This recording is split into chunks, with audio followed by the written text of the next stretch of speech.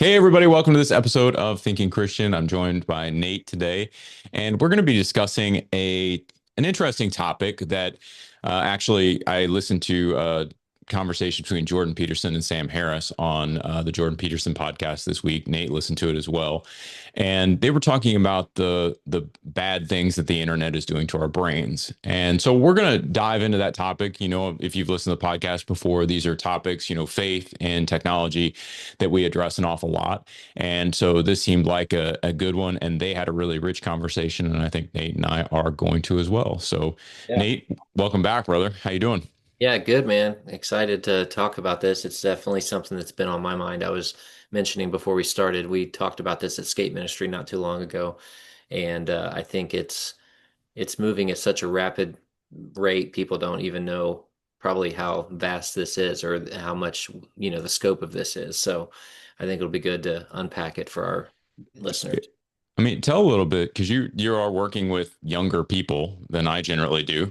Yeah.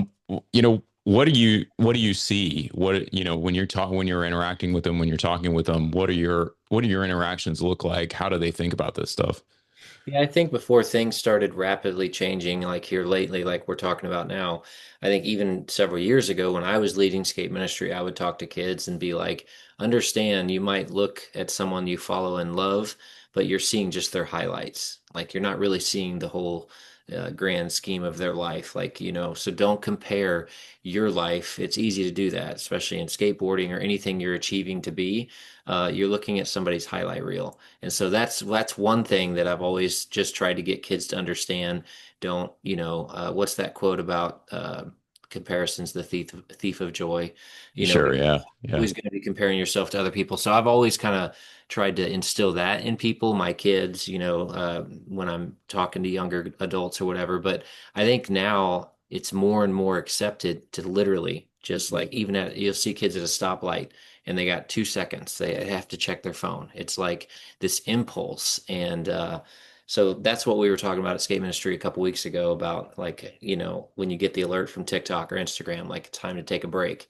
Like, I don't think people realize how much they're scrolling. They call it doom scrolling or whatever, but it's definitely been a topic. And I think this younger generation deals with getting sucked into that way more. Because when we were growing up, we were out till the streetlights came on, and it's a much different era. Our kids today don't know what that's like. They're like, "What? I have to go outside and do something? I'd rather chat with my friends." Or my daughter will be playing a video game on the TV, and she'll have her iPad up and her phone.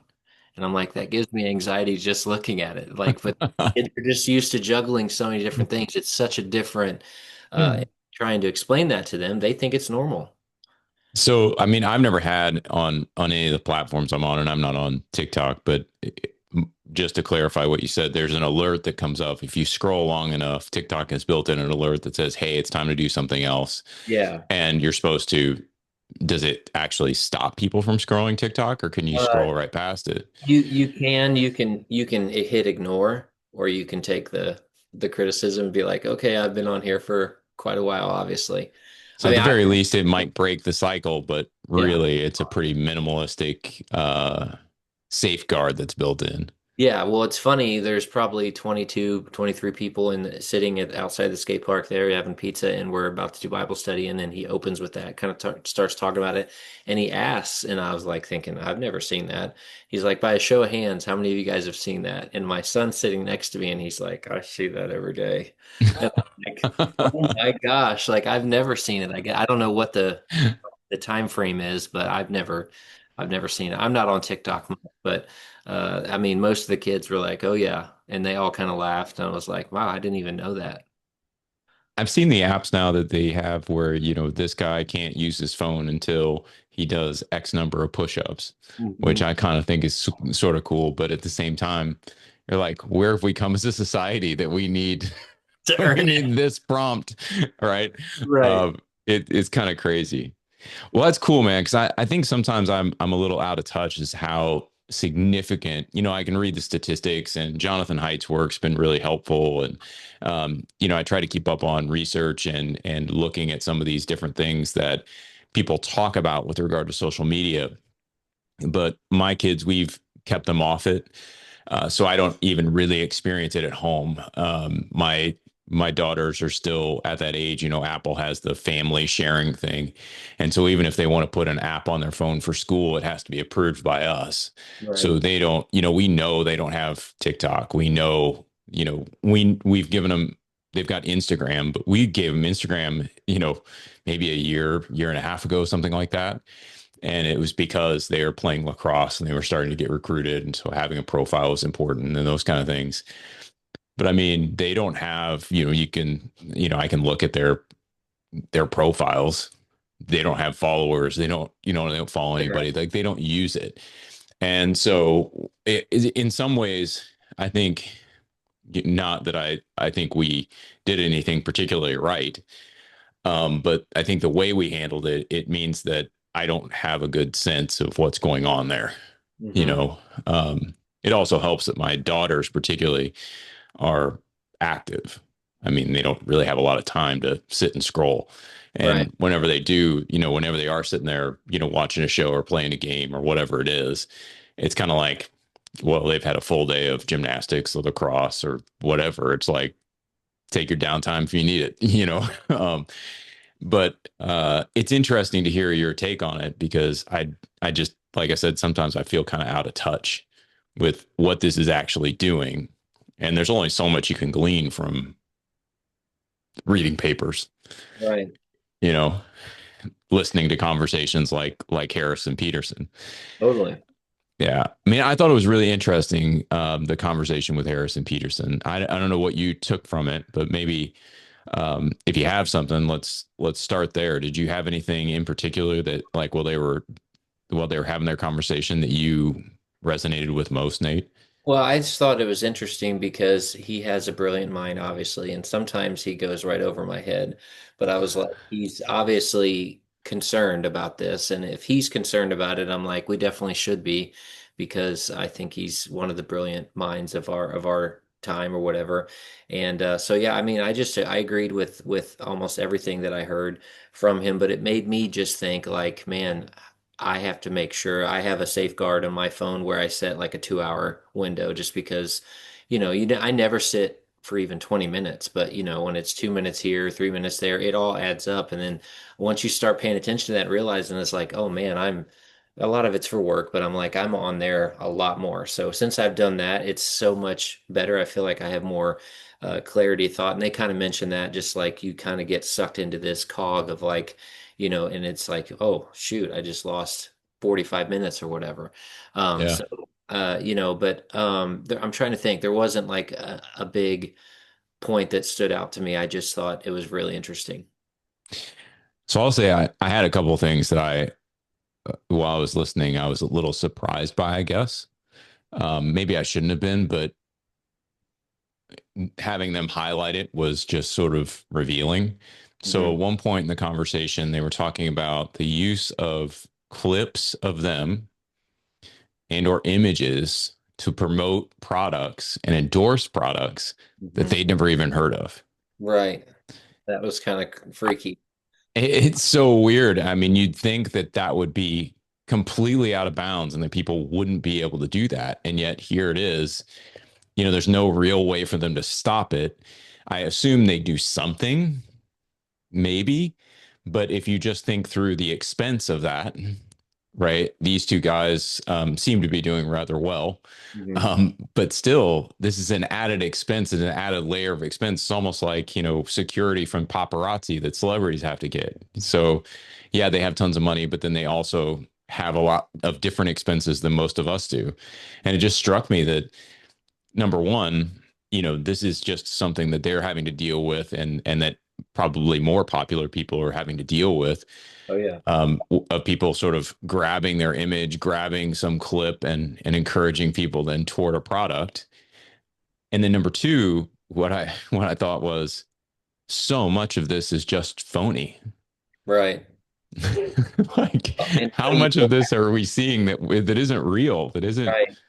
that's just like clipped together to make us think something, but it has no basis in reality. I feel like you and I are like more savvy and we're going to pick up on things. But when I heard that part of the episode, I literally immediately thought about Joe Rogan because I mean, he would have to have a whole team just to do cease and desist, like because I see it all the time. Like it'll be clip of Right. the show, and it looks like he's promoting this product, and then you're like, wait a second, that the mouth's not completely matching with the audio. Yeah. Most people don't always check that, or and they're just like, oh well, this product's probably great because Joe Rogan was talking about it on his podcast, the biggest podcast in the world. And so that's what I thought of immediately was Joe Rogan. But how do you go about stopping that? Because it's literally like probably every 5 minutes there's a new one popping up, and Yeah. And no one you knows know, where to trace it to them or to or anything. So that's crazy. right. Right. And well, no, you think about what, advertising's been around forever, right? So we've sort of had I mean, I'm still old enough to remember I'm not a doctor, but I play one on TV. And so, take Tylenol or take aspirin or whatever it was. And you're going, well, why? How does playing a doctor on TV like help you be a good spokesperson for this? Right. Um, but it worked, right? They were effective campaigns for a reason because they create sort of a sheen of relevance, even if there's no real substance, right? It's sizzle without steak. And so advertising's done that for a lot of years, but now it feels like what we're doing is we're sort of ramping that up Hmm. and we're just creating a lot more fakes, a lot more counterfeit sort of ideas, a lot of counterfeit products, a lot of counterfeit claims, and we're using these voices that will have an influence on certain segments of the population Hmm. to do it. Now, like when I see an ad with like Joe Rogan, I've seen those around. I'm kind of like, whatever. you know, and it'd probably be the same with most, Right. right? But at the same token, they have to work at some level. Otherwise, people wouldn't do it. Hmm. And so that one struck me. I thought that was very interesting. How are we going to start spotting phoniness? Yeah. How do you? Um, Henry Frankfurt wrote a book. I won't say the title because it's a potty word, but it's essentially bull feces on bull feces. It was a philosophical work, and he distinguishes lying from this sort of phony conversation, and essentially argues that phoniness or counterfeits, they really are fairly ambivalent about the truth. So if you think about a counterfeit dollar bill, a counterfeiter wants to make that dollar bill look as close, as exact as he possibly can to a real dollar bill. Hmm. And if he succeeds in that, you could look at those $2 bills and have an expert look at them. Let's say he does a perfect counterfeit, right? And the $2 bills are indistinguishable from each other. One's real, one's counterfeit. And what he's arguing is that this ambivalent uh, relationship to the truth, right? If a counterfeiter needs to make the bill look like it's real, he'll make it look like it's real, Hmm. but it's still phony. Hmm. It's still not real money. Right. And in putting it out into circulation, he's doing damage to real money. And I think that's sort of a good analogy for what we're looking at a lot of the times on the internet, Mhm. right? You can put a real clip in there, right? Somebody actually said something. And so it's true, but it's being used to direct us towards something that isn't really rooted in reality. It's a counterfeit reality. Right. I just find that fascinating that they're having that problem. Well, and we've seen it a lot even in the political side, because if you Yeah, take context out, just like even that one video we did at NRB, it's like they only showed us one part. There's all correct. stuff that's missing. So when there's missing Yes, context, that's not, a fair playing field for people to really have all the facts. If you only right. showed 60% of it, and the 40% that they're not showing you would probably counter what they're saying. That's the tricky, that's the slippery slope, and I feel like we definitely saw it during the last couple political cycles. Oh, definitely.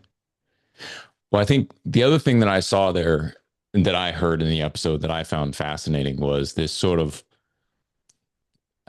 I'll say nostalgia, but that's probably not a fair way to characterize it.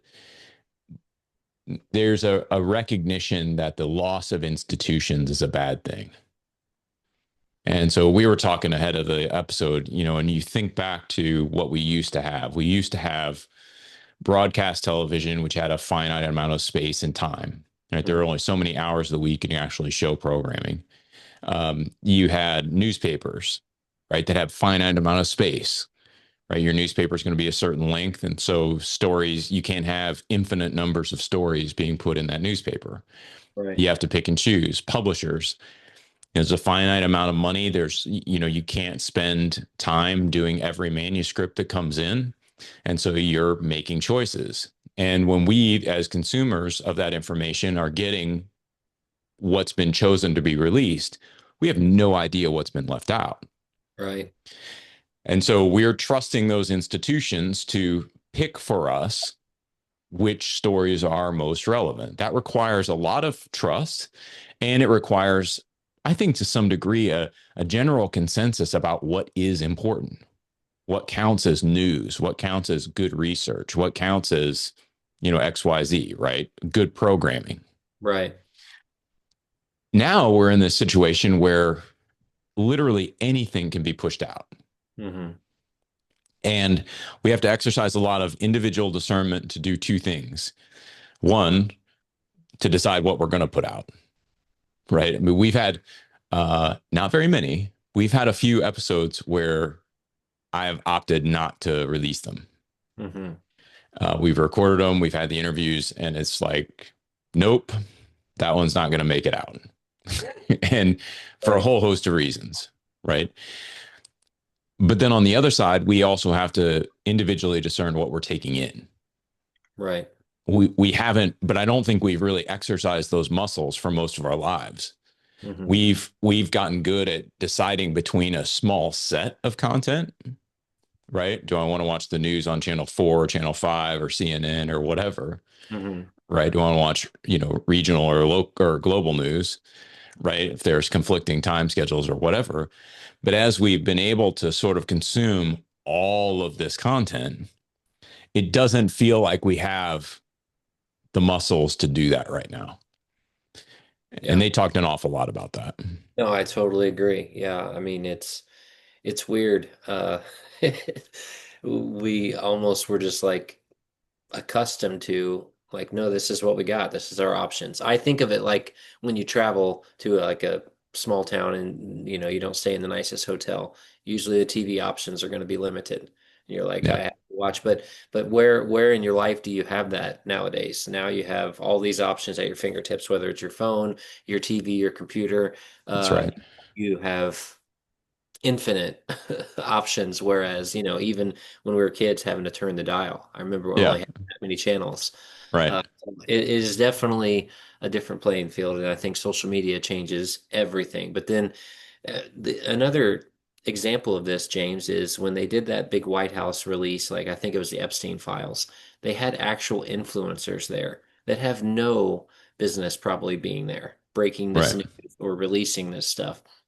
And it was just like a big fiasco. And it turned out like there wasn't even anything really that they were releasing. But I thought that was interesting that they brought people that had big reaches on social media platforms to the White House for that. I mean, they got the lanyards, they're all dressed up, and all this stuff. Did you remember Sure. seeing that? Oh And yeah. it's interesting that now, like just a normal person that knows how to just regurgitate information on the internet is become, top tier for something. Yeah. Whereas before, people would have to go to college and have years of experience in journalism, or, it's just interesting. It's like the wild, wild west right now. Well, I mean, I think a great example of it in recent years is the little girl who was advocating for climate change, Oh yeah. Greta Thunberg. Hmm. And you sort of sit back and you watch this oddity of a, I don't even know whether she was 12, somewhere between 12 and 15, I think is when she was, but you're watching adults sit and be captivated by the words of someone who surely does not know the scientific research well enough, Right. and not taking anything away from her, right? I think her sincerity was absolutely there. And I doubt she was completely uninformed, right? But Mhm. unless I'm wrong, unless she's some sort of super genius who is a scientific wizard and I just don't understand that about her, if you pull up a piece of research, scientific research on climate change, it's not easy to get through. Right. Like it's pretty technical stuff that you kind of need somebody to help you understand it. You need to be able to understand and understand how to read statistics. You need to have some understanding of your sort of underlying assumptions that are being made throughout this, right? Mhm. And so I get the impression that she probably didn't know that research as well as many others who might have been better equipped to speak to the issue in a more balanced manner, Right. with a more informed opinion. And yet, uh, there's something captivating about this young woman who's very passionate about climate change, speaking passionately about climate change, and having these world leaders listen to her. Hmm. It doesn't necessarily have the full substance, Right. but it had an awful lot of sizzle. Well, I think it was like prime pickings though for a meme. Like I think there was several memes Right. early on, and then she became more popular because of that, and it almost gave her accreditation. It kind of validated her, Right. especially the younger generation. They're like, oh, well, she knows what she's talking about because Barstool posted about her, or Right. whatever. Is like, man, she was everywhere there for a minute. Like she came out of nowhere, and then it was like meme, and now it's like nothing. Yeah. But I think it's a good example of the sort of the way that we're dealing with, if we combine that idea of phoniness, right? There was a counterfeit aspect of what she was doing. It wasn't that she wasn't saying certain true things. Like I don't know anything about climate change, right? So I'm not trying to be political on climate change, but I'll assume that she was saying some true things, right? She's making some interesting points. Even a 12 to 15-year-old can do that, Mhm. right? It's not like they're, imbeciles who shouldn't be able to talk. That's not the point. But the point is that it's a very serious conversation. Right. And so it just feels like maybe at 12 to 15, she hasn't done the sort of research that she might need to do to really fully understand and be an expert on this topic. But we're Right. not worried about that because what we can do is we can use this situation to draw her into the public eye Hmm. and give everyone this sort of idea that this is a really crucial issue and look at this girl who's talking about it. It's sort of captivating in a way, Hmm. but it's not substantial. Yeah. If we added up all the time that people watched memes of Greta Thunberg, you almost have to think it would have been more helpful for people to have read some sort of scientific summary of the research. we Right. had a we had a very similar situation. I'll give you one more example. My wife and I were at a conference down in, I think we were in Tennessee, and it was right around COVID. They were talking about the vaccine, and of course my wife's a pharmacist, so she understands a lot of this. And they had two speakers up there sort of presenting different perspectives on the vaccine, not a pro and a con, but truly two different perspectives. One guy was a Harvard virology researcher who did the technical work and biochemistry behind vaccines for multiple decades and multiple years. Wow. And they gave him about 10 minutes to present the new mRNA vaccine, sort of delivery, what it was, how it worked, what the dangers were, sort of pros and cons of the kids. And so he was up there very quick. And then they had a journalist who had spoken to a number of different experts talk for about 45 minutes. What?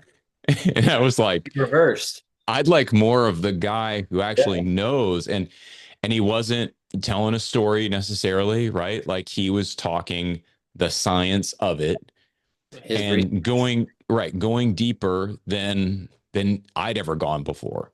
Hmm. Versus the journalist who I talked to several experts, I talked to parents, and so here's the perception. And it's like, but it'd be like asking me what I think about quantum mechanics. Right. It was cool in Ant-Man. Yeah. Like, what do I know? Right. That totally reminds me of Bill Gates. He was in an interview, I think, with Barbara Walters, and she's like, "What makes you think that you are like qualified to say this? Like, you own Yeah. Microsoft, a computer company." And he's like, "Well, I've done a lot of research in," because he's talking about like population and like the vaccine and like the work that he's doing with that. And it's like that was to me kind of that interesting, like same kind of thing, but it is backwards. Like I wasn't even there, but I would have much rather listened to the guy that actually does this on a daily basis, not a journalist. And they gave him 45 minutes and the other guy 10. Right. It's It was backwards. the craziest thing I've ever seen. But again, it sort of plays into where I think we are right now, Hmm. right? That depth is taking a back seat to salience, what we think is relevant, what people will actually be willing to listen to.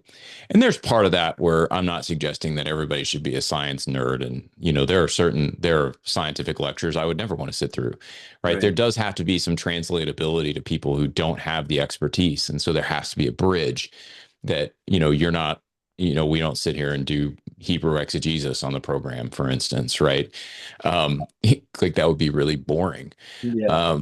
And so there's a way that experts have to sort of bridge across and make it relatable to people who don't have the same expertise they do. So I'm not arguing against that. Right. But what I would say is, when he started talking about the perceptions that he's heard from people, I'm just kind of like, but who are these people? Right. Because there are certain people I don't know that I care about what their perception is, right? Their perception is uninformed. And so I don't I don't mean to suggest they shouldn't have a perception. I'm just saying it's uninformed, Right. right? It's like, And it's interesting because what would happen if Al Gore would have had a big meme? Because he's been the guy for the last several years, if not the last decade, that has been pushing climate change right, and all that kind of stuff. But because Greta came on the scene, she's something new, and it's like memeable, I guess, if you want to call it that. Like sure, people talked more about that than Al Gore, and that's kind of what Al Gore kind of shifted his whole career towards the last decade or so. So it is yeah, interesting just because she got that 5 seconds of fame, hmm memes, the internet just ate it up.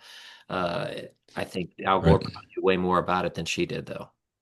And these things were not capable of happening back when the institutions were still sort of alive, Hmm. right? And I think what I see Jordan Peterson and Sam Harris sort of lamenting is the fact that there's not even an institution to counteract these other sort of viral narratives, Hmm. that it's all gotten so insane that you can't even turn to more reputable publications and expect to find substantive work on a particular topic.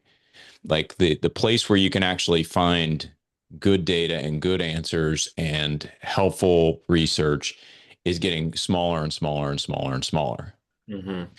And so they talked a lot about Nature, which is I think they talked about Nature, but Yeah. I might be confusing it with a different conversation. But there were these journals back in the day that were sort of the standards. You know that these were really good journals. They were difficult to get in. They had a strong peer review process. And so if you were reading it in a Nature, if you were reading it in a Science, various publications, you knew these were solid. Because they're vetted and like really, yeah. Right. And they've worked a really long time to cultivate that reputation. It Hmm. doesn't solve all the problems. It doesn't answer all the questions, but they had that sort of solid reputation and a good basis for it. We're in a situation where it feels like we're losing that. And Hmm. I think that was part of what they're lamenting. It's like we need these institutions around that are doing work we all agree is necessary work. And so when they were talking, I couldn't help but sort of make the analogy to Christianity. Christianity has creeds, the Nicene Creed, for instance, Hmm. doctrines, very specific doctrinal boundaries. And those boundaries aren't constrictive, as I've talked about in other places. Like our constraints enable us, they allow us to do things. They're not inherently limiting, right? And so when we're talking, we're following the rules of English grammar. We're using the syntax of, of English grammar. We're using the words that people would understand. And Hmm. if we decide not to do that and we decide just to make up our own words and make up our own rules, we're not going to be able to communicate. And so those rules, actually, the constraints, enable us to communicate. They don't keep us from communicating. Right. And it's very similar, I think, with creeds and doctrines. We have, as a Christian community, creeds and doctrines that allow us, enable us to conform to the image of Christ, to be disciples, to walk in the way of Jesus. Like, we have that.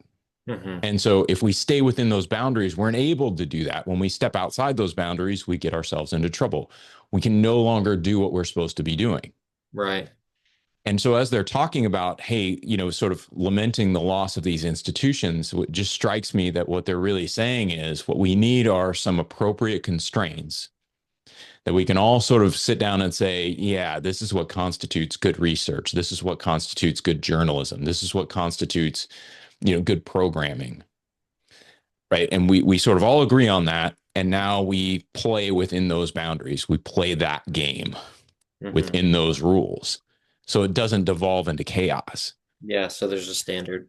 Yeah. But right now it feels like it's getting a little chaotic. Oh yeah. Well, dude, it's a real fear. I'm 45 years old, and literally, there's been a couple times I've almost sent something to my kids, and I'm like, nope, they're gonna crucify me over this if I send it, because I'm like, this is probably not 100% accurate. But my dad is much older than me. He's 72 or 71, and he has sent things to us or to my kids, and they're like, oh, Papa's like. He just doesn't know. He thinks this is true or real. So now I have this fear of like, as technology advances and I get older, like when is it going to be? I'm already starting to like, I have to do a couple glances at something. I'm like, how do other people that don't spend much time like we do talking about this, looking at this? I'm on internet, social media all the time, and but it's very alarming because 5 years from now, it's probably going to be way worse and way different. It's moving at such a rapid pace. So I literally Yeah. have this new fear at 45, like when am I going to not know what's going on? Right. Like Am I like going to be the like my am I going to dad. be the senile old man at 50? Exactly. And I'm like, That man, that's saying odd things and has no concept of what the world's really like.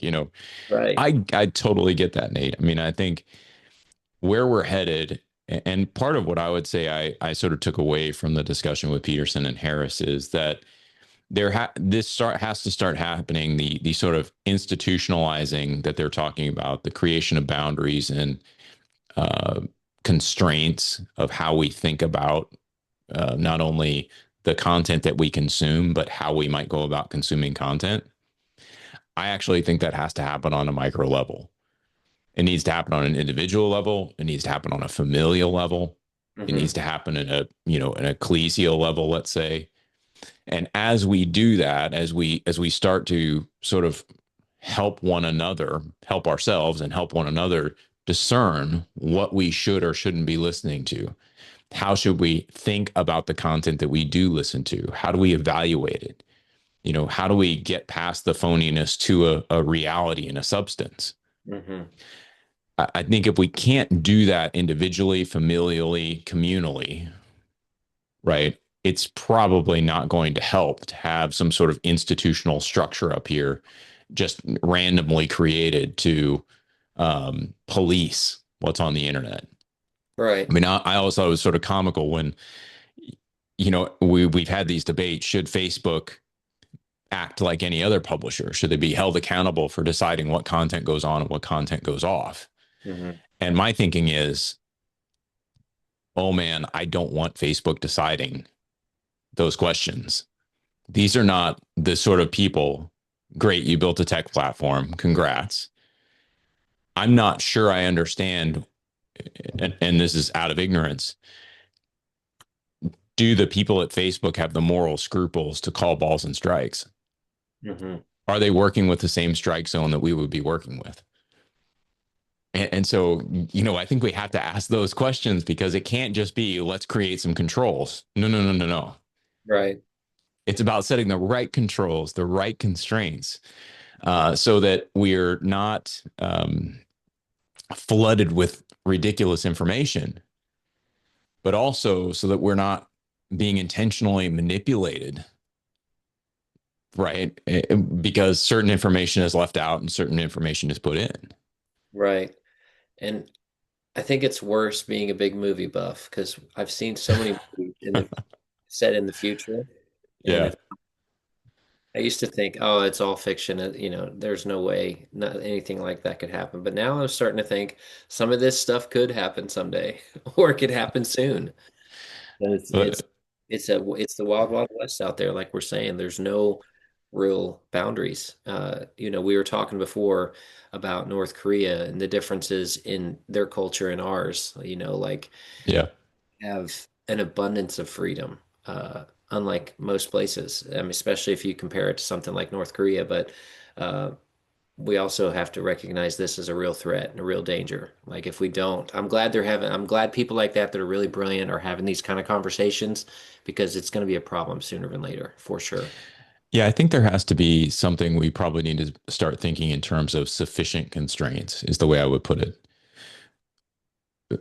Freedom exercised apart from constraint is just going to be anarchy. It's going to be total chaos, right? And right now, we don't live in that society, right? There are constraints on our behavior. I can't go out right now and drive 150 miles an hour down the highway, Mhm. right? I'll get pulled over. I'll get a speeding ticket in Illinois. I'll get some sort of misdemeanor charge because I'm going way too fast. It's like an aggressive driving charge, and so there's constraints on this, and those help to keep us relatively safe, right? That's one of the functions I think of the law. And where I think we are right now is we haven't thought through sufficient constraints for some of the social media activity, for the internet, for AI going forward. It's not that I think we need to close these things down or shut them off completely, but there has to be a sufficient constraint, because otherwise what we've got this whole segment of society that is free without constraint, and it's just going to turn into chaos. And I honestly think that's what we're seeing. When you explain it like that, it makes me think of the Autobahn, and why more places in the world didn't create something like that. It's Yeah. like let's just throw that out the window, and people know the risk of getting on there, and you have people that probably take advantage of it, and then people that probably stay within their lane. But I don't know how to you have to weigh those pros and cons because I think you have to have guidelines. Otherwise, I mean, people probably, I don't know the statistics right off the top of my head, but I'm sure more people die on the Autobahn than they say the I-35 here in the Midwest. I really, yeah, I don't have any idea, but here's an analogy for us that you'll resonate with, I think. Did you grow up in the when they started making seatbelt laws mandatory? Oh, yeah. Okay, so I can remember my parents being really frustrated about having to put on their seatbelts. Oh, yeah. Like, and it wasn't for them, it wasn't sort of the militant, nobody should tell me what I should do with my body. And, this is a government overreach. Like, they weren't like that, but they'd never ridden with a seatbelt. I can remember as a kid driving to, my dad, his family was from West Virginia. So we'd take trips to West Virginia, and I'd be in the back of the pickup with a cab on it, and they'd throw a mattress back there, and that's where I'd ride. Nice. I mean, that's probably child endangerment today, right? Totally, But man. back Like then it was crazy. like fine. There were no car seats, there were no any of that. But I remember very specifically things like seatbelts, like open containers, like open alcohol containers in cars. When those laws changed, like folks, those weren't always laws on the books, right? And people were really frustrated about it. But someone had to be the adult in the room Yeah. and say, look, this is for everybody's good. Yeah. This actually helps society overall. It's like this motion, to click it in. All cars have them. We don't have to go back and like retrofit cars. Every car's got them. And, just buckle up. That's all Right. you needed to do, right? Click it or ticket were some of those things, right? Or make it click. Like you had all these little slogans they did to sort of promote the law Arrive alive. to Yeah. try to keep people safe. Right. And I just think at this point, yes, there needs to be some sobriety as we think about how we go about regulating some of these things, how we start thinking about pulling constraints in. But it's no different than telling people they need to wear a seatbelt when they're driving a killing machine that can go down the road at 70 miles an hour, right? Somebody just be the adult in the room Yeah. and start placing reasonable constraints on the tech companies, on whatever we need to, Yep. right? In that case, I mean, I do think there are some individual constraints we probably need to be 100%. considering. That's a great analogy to put it at. And when you tell that story, I have to briefly say this because you might remember my parents had a Volvo station wagon, and it actually had a bucket seat, bench seat in the back Yeah. facing the back The window. back window. Yeah, And yeah. that's where I usually sat. Dude, if we got in one rear end collision, like Yeah. there's airbags back That's there, right. This seatbelt's was not gonna not hold safe in you any way, anyway. shape, or form.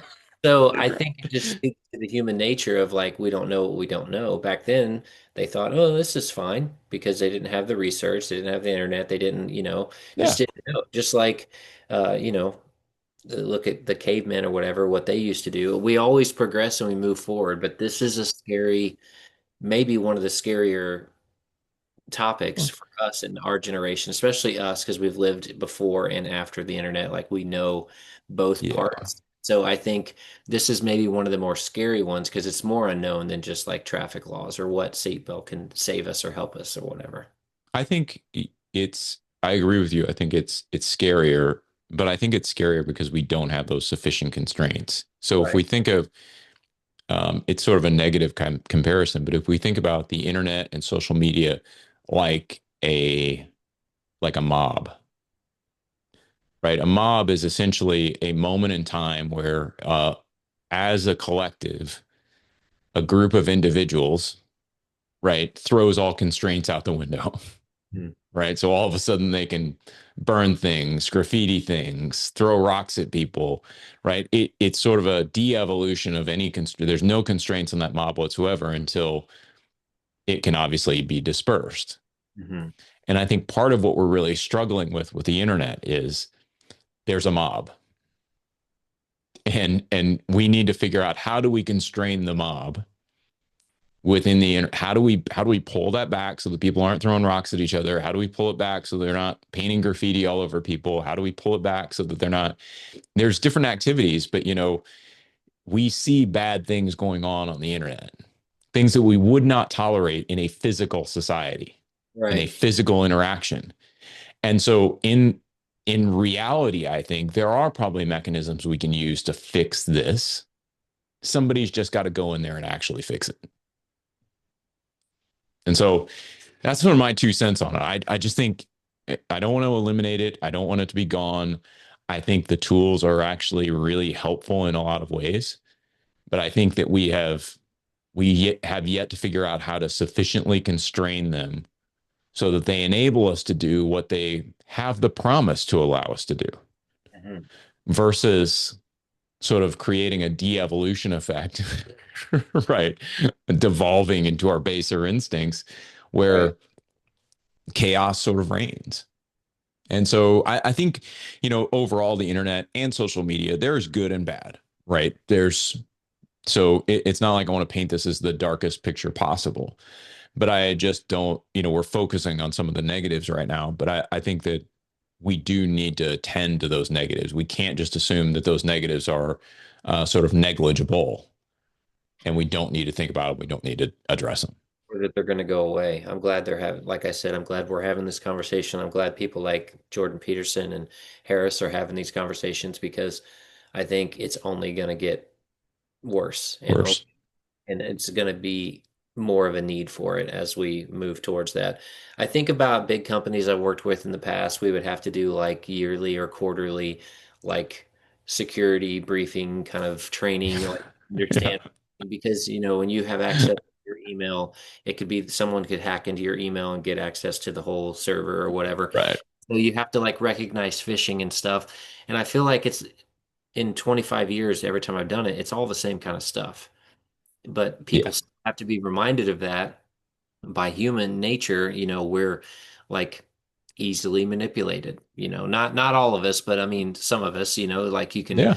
it slipped through the cracks or whatever. And so enough to the point where big organizations are like, no, everyone needs to go through this training once a year or whatever. I'm sure you've had to do it at Moody or different places, and it's like Yeah. the worst. You're just like, gosh, Right. this is terrible. Yeah. But doing that for that long, and there's still people can find loopholes and ways to utilize that. It makes me nervous because I don't even understand most of the stuff we're talking about. Look, I get a fake PayPal receipt in my junk mail almost every day. Yeah. And you just, there's a certain, I see it and I'm like, can't even click on it. Just Yep. delete it and move on with life. Exactly. And so it's very real. And that's what I think I mean. Like there's just so much fakeness out there. There's so much phoniness out there.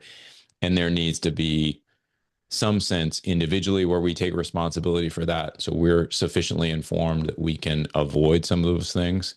Mm. But also, I think there needs to be some sort of balance between that and institutional policies, maybe even governmental policies that are creating sufficient constraints so that we lose some of this stuff. Right. I know it's very difficult to police, it's hard, but it's such a worthy endeavor Hmm. that I think we, at least individually, familially, communally, as churches, we need to be talking about this because it will have a detrimental impact on the next generation. It's probably having a detrimental impact on us. We just don't recognize it quite as much. But Right. we've got to get past this because it's just such a crucial issue when we think about making disciples for Jesus Christ. Mm. This technological age that we're in brings certain challenges, and we just need to be really aware of them, really understanding them, and then starting to think of ways that we can counteract them. Yeah, totally. Well, I bro, agree. I'm glad we had this conversation. This is good. And I don't know. We'll see how the internet works, I guess, right? Yeah. Well, See what happens tomorrow. Who knows? maybe our episode will go viral and people will start clipping us and taking our words out of context. That'd be fantastic. That would I be. can't say I would wish that. I'm good staying small and relatively unknown. So Yeah, people might think that if they've ever heard the ad for the kitty litter automated thing, that they might think that that's fake, but that is actually true. It is actually a real thing. yeah, The yeah, one ad that we did for robot kitty litter, yeah, yeah. whatever that was, like uh, I think it will be interesting though if that ever happens because yeah, I've seen it with Joe Rogan and several other people. It's definitely Yeah. interesting, but most people can't catch that like us. So anyway, not to get off topic, but No, man. Well, good. Well, we'll call that an episode. Everybody, thanks for sticking with us. Hopefully you enjoyed it. I'd encourage you to go over and check out the podcast with Peterson and Harris. I thought it was really interesting.